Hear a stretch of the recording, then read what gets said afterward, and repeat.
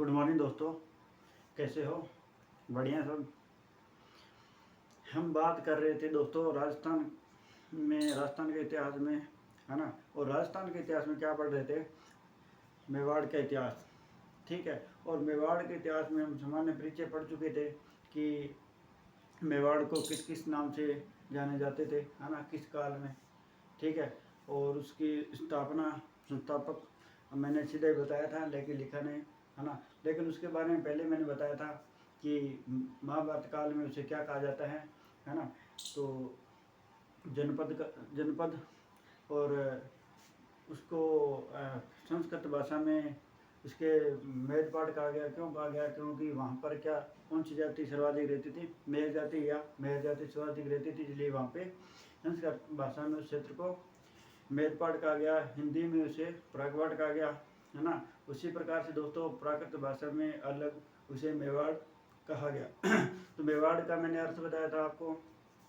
ठीक है दोस्तों, अब अपन आगे बात करते हैं कि मेवाड़ का इतिहास। मेवाड़ का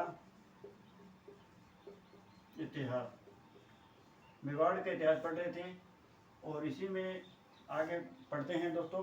ठीक है। और इसका संस्थापक के बारे में बात की थी मैंने। इसके संस्थापक मैंने बताया था आपको कौन थे? गुहादित्य या गुहिलोत, है ना। इसी को ही क्या कह सकते हैं? मूल पुरुष, है ना। इसी को हम आदि पुरुष कह सकते हैं। तो इसके संस्थापक कौन थे? गुहादित्य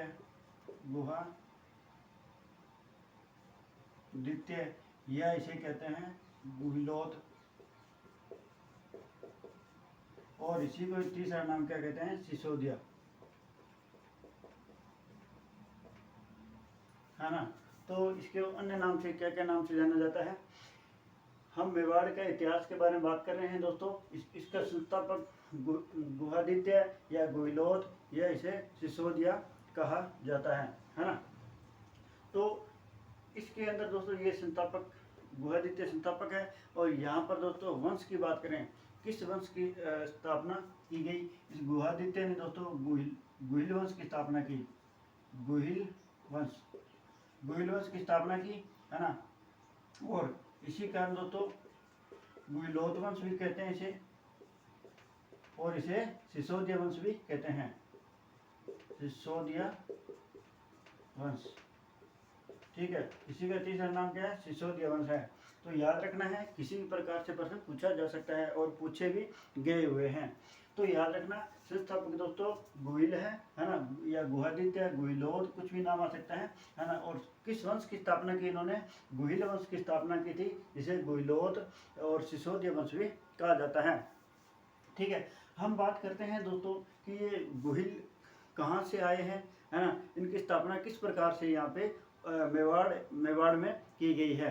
तो इसकी शुरुआत से बात करते हैं दोस्तों। इसके पीछे की कहानी देखते हैं कि क्या कहानी रही होगी, ये किस प्रकार से मेवाड़ में आए और गुहिल वंश की स्थापना की। देखिए दोस्तों, ध्यान से देखिए, आपको शुरुआत में बता रहा हूँ। जैसे दोस्तों एक व्यक्ति था जिसका नाम था विवस्वान नाम का एक व्यक्ति था, जिसका अर्थ था दोस्तों सूर्य। इसका क्या अर्थ था? सूर्य। इसका अर्थ था सूर्य, जिसने दोस्तों सूर्यवंश की स्थापना की, है ना। माना जाता है कि सूर्यवंश की स्थापना की, और कहा जाता है कि ये सूर्यवंशी कहलाते थे।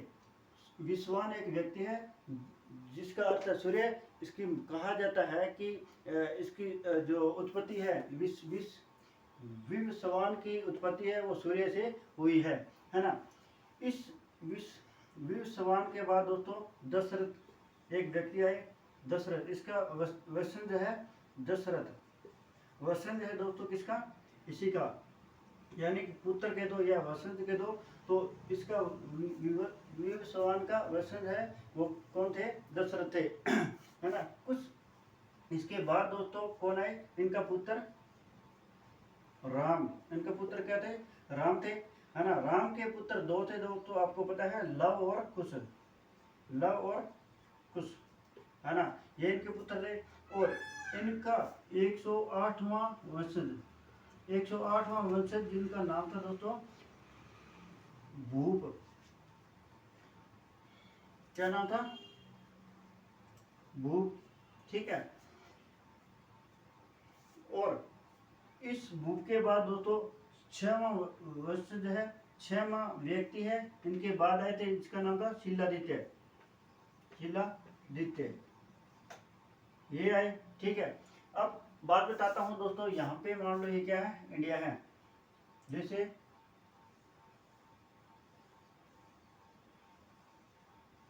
ये इंडिया है, यहाँ पे बना लेते हैं, इधर यहाँ बना लेते हैं इधर।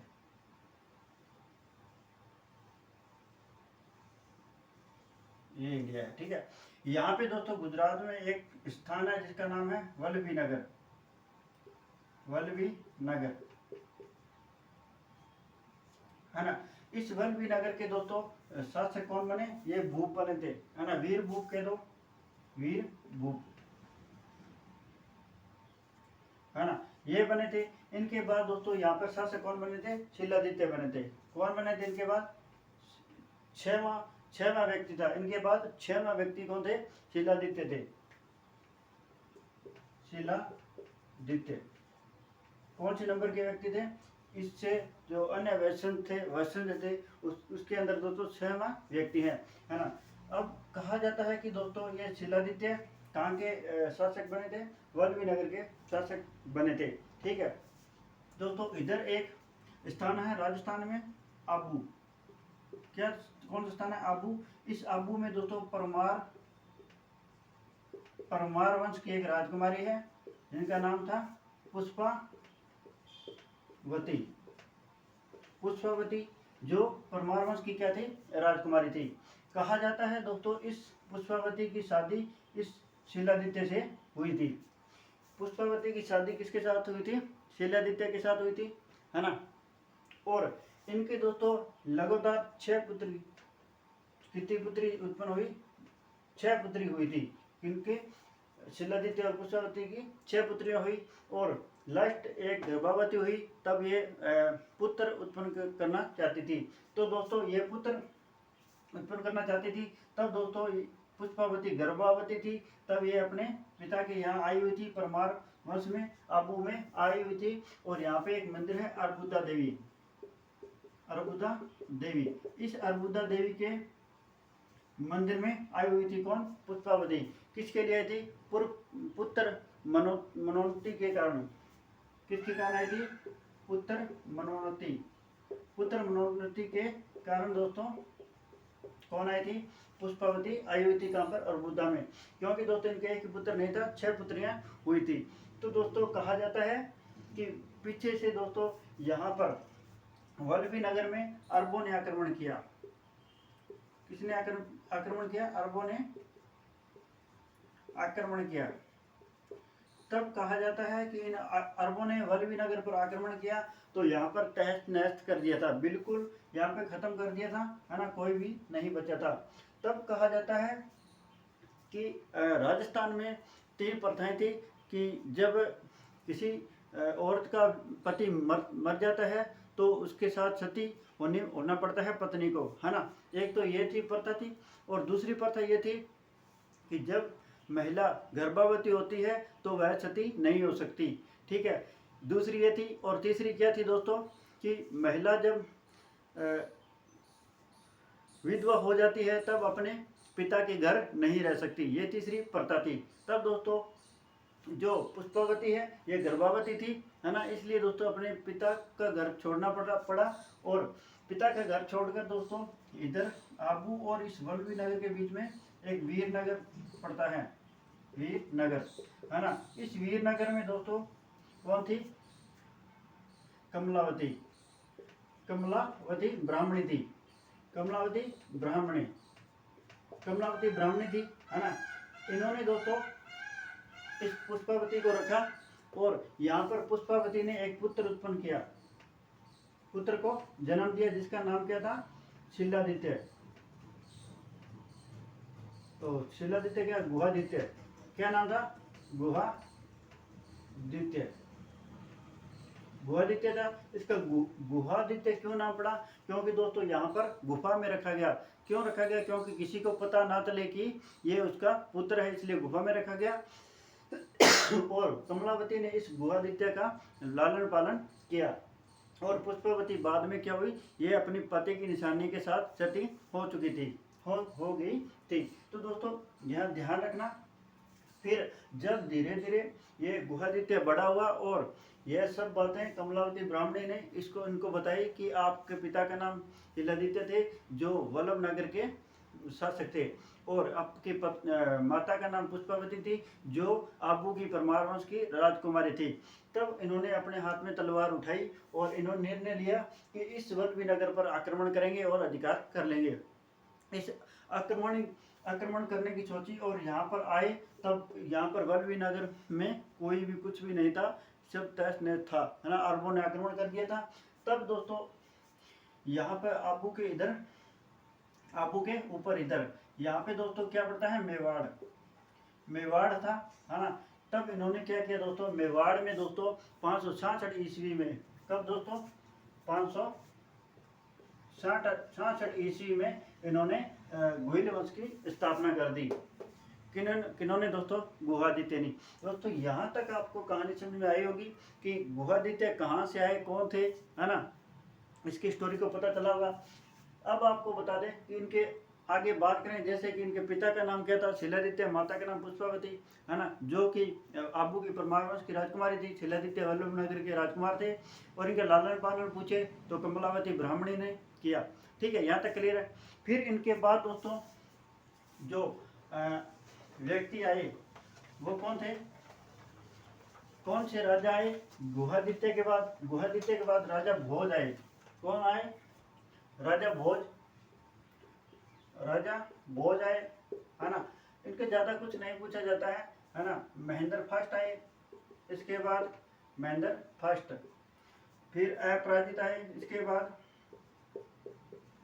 फिर शीलादित्य नाम के व्यक्ति और आए, शीलादित्य, है ना। और इस शीलादित्य के बाद कौन आए दोस्तों? महेंद्र सेकंड आए, है ना। ये सीधा सीधा इतना ही पूछा जाता है। इसके बाद कौन से शासक बने और इसके बाद कौन बने? देखिए, गुहादित्य के बाद राजा भोज बने। राजा भोज के बाद महेंद्र फर्स्ट आए। महेंद्र फर्स्ट के बाद अपराजित आए। अपराजित के बाद शीलादित्य जी आए। शीलादित्य जी के बाद महेंद्र सेकंड शासक बने। इनका ज़्यादा इतना नहीं पूछा जाता है। इनके बाद जो शासक आता है महेंद्र सेकंड के बाद कालभोज के बारे में पूछा जाता है। इनका नाम अन्य नाम क्या है? मालभोज है, कालभोज है, बप्पा रावल कहते हैं। क्या कहते हैं? बप्पा रावल। इनके बारे में दोस्तों आगे हम पढ़ेंगे। इन्होंने क्या क्या किया मेवाड़ में, कब तक यह इन्होंने शासन किया। ठीक है दोस्तों, यहाँ तक दोस्तों आपको समझ में आया होगा। थैंक यू दोस्तों, धन्यवाद।